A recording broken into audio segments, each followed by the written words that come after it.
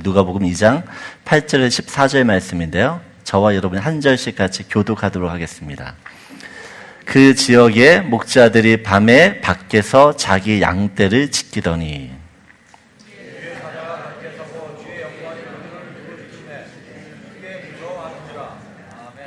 천사가 이르되 무서워하지 말라. 보라, 내가 온 백성에게 미칠 큰 기쁨의 좋은 소식을 너희에게 전하노라.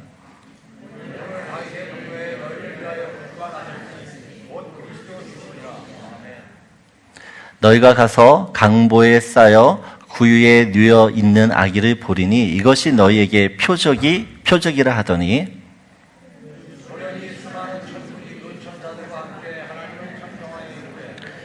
우리 14절 함께 읽겠습니다. 지극히 높은 곳에서는 하나님께 영광이요 땅에서는 하나님이 기뻐하시는 사람들 중에 평화로다 하니라. 아멘. 하나님이신 예수님이 이 땅에 오셨습니다. 그것도 인간의 몸을 입고 오셨습니다. 오늘 본문을 보게 되었으면 하나님이 인간이 되었는데 그것이 하나님께 영광이 된다고 하십니다. 예수님이 이 땅에 오신 것이 왜 하나님께 영광이 됩니까? 여러분, 이것이 굉장히 중요합니다. 왜냐하면 우리 또한 하나님께 영광이 되는 인생을 살아야 되기 때문에 그렇습니다. 그래서 오늘 저희는 성탄주의를 맞아 예수님이 이 땅에 오신 이 사건이 왜 하나님께 영광이 되고 이 땅에는 평화가 되는지 좀 살펴보려고 합니다. 인간에게 있어서 가장 큰 문제는 죽음입니다. 인류 문명이 태동한 이래 인간은 이 죽음의 문제를 해결하기 위해서 많은 노력을 했습니다. 그러나 아직까지도 그 답을 찾지 못하고 있는 게 인간의 실존입니다. 태어나서 어디로 가는지를, 죽고 난 후에 무엇이 있는지를 잘 모른다는 것이에요. 근데 성경은 인간이 해결할 수 없는 이 죽음의 문제에 대한 분명한 답을 제시하고 있습니다. 죄의 삭은 사망이요 욕심이 잉태한 즉 죄를 낳고 죄가 장성한 즉 사망을 낳고 모든 사람이 죄를 범하였음에 하나님의 영광에 이르지 못했다라고 성경 기록되어 있습니다. 여러분, 인간의 죽음은 죄 때문에 그렇습니다. 죄의 결과로 모든 사람은 죽음을 겪습니다. 인간이 살기 위해서는 이 죄의 문제가 근본적으로 해결되지 않는 이상 계속 고통 가운데 살 수밖에 없다라는 것이에요. 그래서 성경은 이 죽음에 대한 해결책을 이렇게 제시합니다. 요한일서 3장 5절을 보게 되면 함께 같이 읽겠습니다. 그가 우리의 죄를 없애려고 나타나신 것을 너희가 아나니 그에게는 죄가 없느니라. 그가 예수 그리스도입니다. 예수님께서 어떻게 우리 죄를 없애시기 위해서 이 땅 가운데 오셨다라고 성경은 이야기합니다. 살면서 내가 겪는 고통, 아픔, 슬픔, 질병은 이 모두 죄로 인해 파생되는 문제들입니다. 내 안에 있는 미움, 혈기, 욕심, 음란, 시기, 질투, 분쟁, 교만, 거짓 증거하는 이 모든 그 밖에 우리가 삶 가운데서 계속 짓고 있는 이 수많은 죄들이 우리 안에 있습니다. 이 죄가 우리 안에 계속 남아있는 한 삶의 고통은 계속될 것이며 죽어서도 그 고통은 끝나지 않습니다. 그런데 예수님께서 어떻게 해요? 우리의 죄를 없애기 위해서 이 땅에 오셨다라고 성경은 말씀하고 있습니다. 죄 없으신 예수님께서 이 땅에 오셨기 때문에 그 주님이 우리의 죄를 담당하셨기 때문에 주홍빛 같았던 우리의 죄가 흰 눈처럼 깨끗해졌습니다. 우리 안에 죄가 없어졌기 때문에 더 이상 죄가 나를 어떻게 할 수가 없습니다. 요한일서 3장 9절을 보게 되면 우리 한 목소리 같이 읽겠습니다. 하나님께로부터 난 자마다 죄를 짓지 아니하나니 이는 하나님의 씨가 그의 속에 거함이요 그도 범죄하지 못한 것은 하나님께로부터 났습니다. 하나님께로부터 난 자마다 어떻게 해요? 죄를 짓지 않는다라고 이야기합니다. 예수 그리스도라는 생명이 우리 안에 있으면 우린 더 이상 죄로 인한 그 고통에서 더 이상 고민할 필요가 없다는 것이에요. 하나님에게 있어 가장 중요하고 가장 큰 일이 있습니다. 그것은 한 영혼이 거듭나는 것입니다. 하나님 안에서 다시 태어나는 것이에요. 그래서 누가복음 15장 7절을 보게 되어지면 우리 같이 있습니다. 내가 너에게 이르노니 이와 같이 죄인 한 사람이 회개하면 하늘에서는 회개할 것 없는 의인 99으로 말미암아 기뻐하는 것보다 더 하리라. 여러분, 죄인 한 명이 회개하고 주님께 돌아오는 그 일, 그것이 하나님에게서 너무나 기쁘고 너무나 감사한 일이라는 것이에요. 여러분, 죄인 한 명이 회개하고 돌아오기 위해서는 예수 그리스도가 필요합니다. 왜냐하면 예수 그리스도가 어떻게 해요? 길이요, 진리요, 생명이기 때문에 그렇습니다. 그 길 되시고 진리 되시고 생명 되신 그 예수 그리스도를 통하지 않고서는 어떻게 해요? 하나님 앞에 갈 수가 없습니다. 여러분, 예수님이 이 땅에 친히 오셨다라는 것은 자신이 예수 그리스도 자신이 스스로 구원의 길을 만드신 겁니다. 구원의 길이 되신 겁니다. 그 예수 그리스도가 만드셨던 그 구원의 길이 하나님께는 영광의 길이 됩니다. 여러분, 예수를 믿으면 그래서 하나님의 영광에 이르게 될 줄 믿습니다. 우리에게 길이 되신 주님이 우리에게 이렇게 말씀하십니다. 너도 나처럼 길이 되지 않겠니? 여러분, 우리가 하나님께 어떻게 영광을 드리는 인생을 살 수 있습니까? 그것은 잃어버린 한 영혼을 구원할 때 하나님이 큰 영광을 받게 되시는 줄 믿습니다. 성탄절입니다. 우리의 죄를 없애기 위해 이 땅에 오신 그 예수님을 우리가 정말 기뻐해야 됩니다. 그러나 그 기뻐하는 것으로 멈추지 말고 예수님처럼 우리도 어떻게 해요? 길이 되어야 될 줄 믿습니다. 나를 통해 생명의 길이, 나를 통해 구원의 길이, 또한 나를 통해 영광의 길이 우리 인생 가운데 드러나고 나타내야 될 줄 믿습니다. 그것이 성도가 하나님의 영광에 참여하는 일이 되는 것이며 또한 성도의 본분과 사명이 되는 줄 믿습니다. 그래서 첫 번째 여러분과 나누고 싶은 말씀이에요. 우리 같이 읽겠습니다. 예수님이 오셔야 죄된 인생이 영광의 인생으로 바뀝니다. 여러분, 예수 그리스도가 오기 전에는 우리는 죄인된 삶을 살았어요. 죽어야 되는 삶을 살았습니다. 그러나 그 예수 그리스도가 오심으로 말미암아 이제 우리는 영광의 인생으로 살게 되는 줄 믿습니다. 하나님은 오늘도 여러분을 통해 영광을 받기를 원하시는 줄 믿습니다. 두 번째 살펴볼 것은 평화입니다. 평화. 예수님께서 이 땅에 오심으로 말미암아 평화가 임했다라고 이야기합니다. 예수님께서 세상에 평화를 주시기 위해 이 땅에 오셨습니다. 평화, 평안, 평강, 샬롬, 이것은 하나님이 주시고자 하는 축복의 핵심입니다. 축복의 핵심. 그런데 아담이 범죄한 이후에 사람에게는 이 평안이 사라졌습니다. 인간은 하나님 안에 있을 때에만 절대 안정감을 누리는 존재입니다. 그런데 인간이 선악과를 따먹고 하나님을 배신하고 떠나면서 하나님과의 관계가 단절되어지고 끊어졌습니다. 하나님의 보호와 또 하나님의 이 안전장치에 있던 인간이 하나님을 떠나면서 그를 지켰던 모든 것이 다 사라졌습니다. 범죄한 인간이 이제 자기 스스로를 지켜야만 했습니다. 그래서 가인이 동생 아벨을 죽이고 하나님을 떠나고 그가 가장 먼저 했던 일이 성을 쌓는 일이었습니다. 하나님이 지켰던 인생들이 하나님을 떠나니까 자기가 지켜야 됐습니다. 그래서 성을 쌓기 시작했어요. 노아 홍수 이후에 니무롯이라는 사냥꾼이라고 이야기하는데 그 당시에 사냥꾼은 영웅입니다. 사람들은 홍수 이후에도 성을 짓기 시작합니다.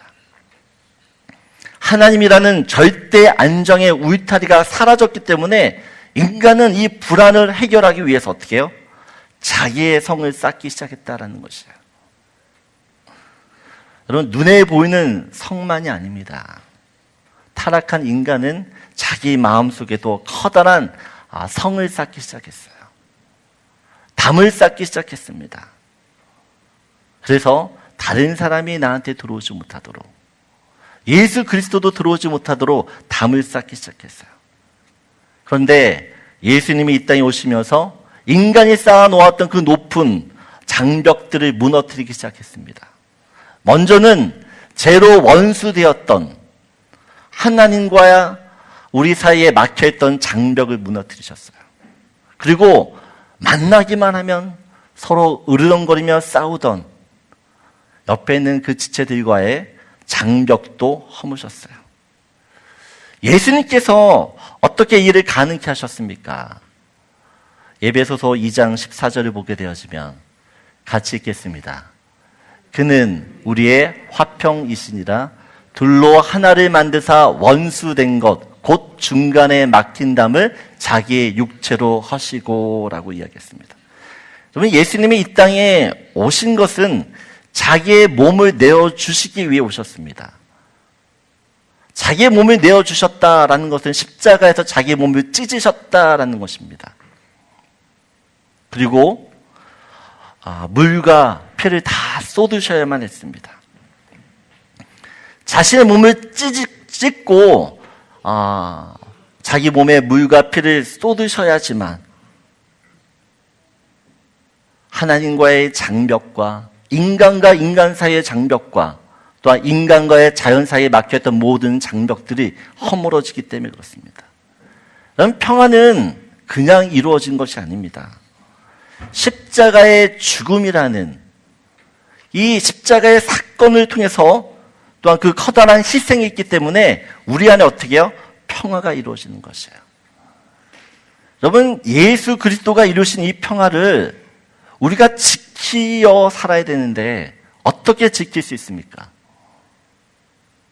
성경은 예수 그리스도처럼 우리도 죽어야 된다라고 이야기합니다. 여러분, 내가 죽기 위해서는 예수님처럼 나도 어떻게 해요? 몸을 찢어야 됩니다. 고통스럽게 피와 내 안에 있는 물을 쏟아야 되는 것이에요. 저는 우리 교회 안에 주님이 주시는 평화가 있길 원합니다.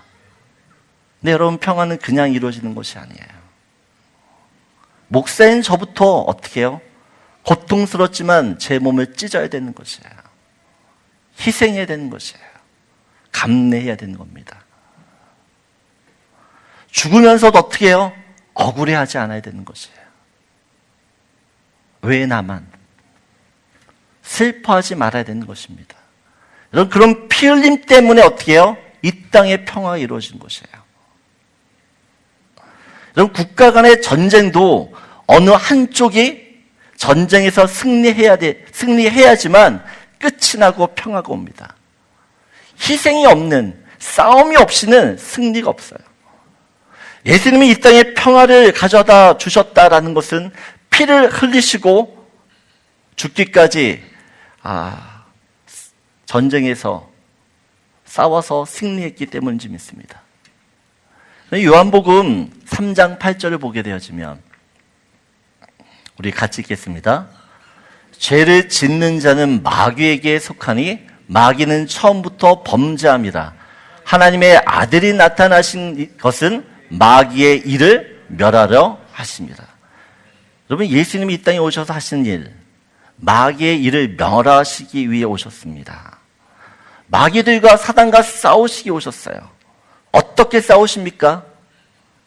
십자가에서 자신을 내어주심으로 마귀를 멸하셨어요.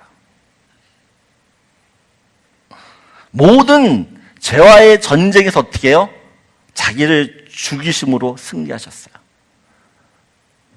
십자가의 죽음이 여러분 십자가의 승리가 됩니다. 그 승리의 결과로 어떻게 해요? 저와 여러분이 하나님이 주시는 평화를 누리게 되는 줄 믿습니다. 예수님이 이 땅에 오셨을 때 모든 것을 감내하시고 감사하셨어요. 그렇게 우리에게 주신 이 평화를 어떻게 해요? 우리에게도 지키라고 이야기하시는 것이에요. 오늘 내게 평화를 주신 그 예수 그리스도를 기억하면서 나를 통해 내 주변에 있는 모든 관계들이 회복되어지고 평강을 누릴 수 있는 은혜가 있기를 소원합니다. 그래서 두 번째 여러분 같이 나누고 싶은 말씀이에요. 같이 읽겠습니다. 예수님처럼 나를 죽여 화평을 이루십시오. 여러분, 내가 죽어야지만 평화가 오는 것이에요. 우리 옆에 있는 분들과 이렇게 이야기합시다. 내가 죽겠습니다. 네, 죽기 싫으세요? 다시 한번, 제가 죽겠습니다. 여러분, 우리가 죽어야지만 예수 그리스도가 온전히 그 역할들을 감당할 수 있는 것이에요. 마지막으로 우리 14절을 다시 한번 보게 되어지면 평화. 이 평화가 보게 되어지면 우리 누가복음 2장 14절을 보게 되어지면 예수님이 오심으로 이 땅에 평화가 이루어졌다라고 합니다. 그런데 어떤 사람에게 평화가 임합니까? 성경을 보게 되면 기뻐하심을 입은 자들에게 평화가 임한다라고 이야기합니다. 기뻐하심을 입은 자, 이 기뻐하심을 입은 자가 누굽니까? 예수님을 영접한 사람들입니다. 예수님이 이 땅에 오심으로 이 땅에 평화가 이루어졌어요. 그런데 모든 사람이 이 평화를 누리는 것이 아닙니다. 예수 그리스도를 나의 구주, 나의 하나님으로 고백하고 시인하고 믿는 사람에게만 이 평화가 임하게 되는 줄 믿습니다. 여러분, 태양이 아무리 뜨겁고 밝더라도 덮어놓은 항아리 속은 비출 수가 없는 것이에요. 예수님께서 이 땅에 평화를 주시기 위해 오셨어요. 모든 사람이 예수 그리스도만 바라보기만 하고 예수 그리스도를 믿기만 하면 이 평화를 누리게 되었습니다. 하지만 사람들 중에서는 덮어놓은 항아리처럼 자기의 마음을 막고 어떻게 해요? 주님이 주신 이 평화를 누리지 못하고 살고 있다는 것이에요. 주님이 평화를 주고 싶어도 내 마음의 문이 닫혀 있으면 항아리처럼 햇빛을 받지 못하면 그냥 그 어둠 가운데 계속 머물게 있게 된다라는 것이에요. 여러분은 지금 평안하십니까? 불안하고 아니면 두렵고 초조하십니까? 여러분의 삶 가운데 평화를 누리십니까? 아니면 전쟁 가운데 계십니까? 요한복음 14장 27절을 보게 되어지면 같이 있습니다. 평안을 너에게 끼치노니 곧 나의 평안을 너에게 주노라. 내가 너에게 주는 것은 세상에 주는 것 같이 아니하니라. 너희는 마음에 근심하지는 말고 두려워하지도 말라라고 이야기합니다. 여러분, 오늘 말씀을 보게 되어지면 예수님이 나의 평안입니다. 나의 평안. 세상의 평안이 있고 나의 평안이 있어요. 여러분, 세상이 주는 평안은 가짜 평안입니다. 그러나 주님이 주시는 나의 평안을 가지고 있는 사람만이 어떻게 해요? 어떤 상황과 환경 속에서도 절대 평강을 누리며 살게 된다라는 것이에요. 그래서 부활하신 예수 그리스도께서 제자들을 찾아왔을 때 가장 처음에 했던 말이 무엇입니까? 요한복음 20장 19절을 보게 되어지면 같이 읽겠습니다. 이날 곧 안식 후 첫날 저녁 때 제자들이 유대인들을 두려워하여 모인 곳에 문을 닫았더니 예수께서 오사 가운데 서서 이르시되 너희에게 평강이 있을지어다. 여러분, 제자들이 유대인 때문에 두려워하고 있었어요. 이 제자들에게 돈이 많이 있으면 그 두려움이 사라질까요? 그들에게 남보다 뛰어난 건강이 있고 지혜가 있으면 평안할까요?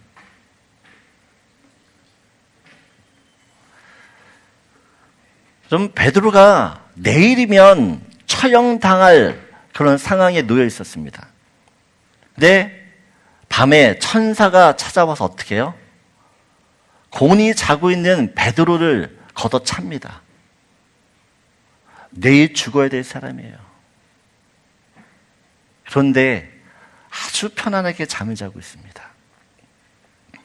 스데반이 돌에 맞아 죽는 그 순간에 분명히 죽을 것을 알지만 그는 두려워하지 않습니다. 오히려 하늘을 바라보며 또한 자기를 죽이려고 하는 그 영혼들을 바라보며 저들을 용서해달라는 말을 합니다. 사도 바울이 복음을 전하다가 빌립보 감옥에 갇히게 되어집니다. 빌립보 감옥에서 그가 무엇을 합니까? 하나님께 찬양하고 기도를 합니다. 로마로 끌려가던 그가 유라굴라라는 광풍을 만나게 되어집니다. 모든 것을 다 던져야 됐고 배도 다 부서졌습니다. 배 안에 있던 모든 사람들이 소망이 끊어졌다라고 성경은 이야기합니다.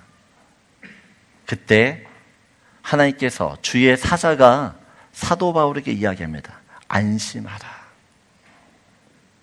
모든 사람은 두려워, 모든 사람은 불안해하고 있는데 하나님이 함께 하시니까 사도 바울만 어떻게 해요?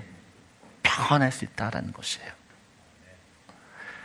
여러분, 예수님이 주시는 절대 평안, 그 평안을 가져야지만 우리 인생은 행복해질 수 있습니다. 내 인생 가운데 진정한 평안을 누리기 위해서는 예수 그리스도를 나의 중심에 모셔야 되는 줄 믿습니다. 여러분, 우리가 예수를 믿어도 예수 그리스도를 나의 중심에 모시지 않고 사는 사람들이 있습니다. 예수를 믿지만 여전히 내가 주인된 삶을 사는 사람들은 늘 불안하고 초조하고 두려워할 수밖에 없습니다. 그러나 만왕의 왕 되시고 나를 모든 죄에서 구원하신 그 예수 그리스도가 내 중심에 바로 서 있기만 하면 어떻게 해요? 걱정이 없게 될 줄 믿습니다. 여러분, 다시 한번 여러분 마음 중심에 누가 있는지를 보세요. 여러분 마음에 예수 그리스도가 계십니까? 그 예수 그리스도가 있으면 어떤 상황 중, 어떤 환경 속에도 절대 흔들림이 없게 될 줄 믿습니다. 여러분, 지난주 목요일날 바람이 많이 불었잖아요. 그 바람 속에, 풍랑 속에서도, 그런 바람 속에서도 뿌리가 깊은 나무들은 절대 넘어지지 않습니다. 예수 그리스도라는 뿌리를 내가 가지고 있어야지만 세상에서 흔들림이 없는 것이에요. 예수님이 오신 이 기쁜 날, 하나님이 주신 그 평안을 여러분이 계속해서 누리며 살기를 간절히 소원합니다. 그래서 마지막으로 같이 나누고 싶은 말씀입니다. 같이 읽겠습니다. 내 안에 계신 주님이 절대 평강으로 인도하십니다. 여러분, 내 안에 계신 주님이 나를 평강으로 인도하시는 줄 믿습니다. 그 주님을 따라가는 저와 여러분들에게 소원합니다.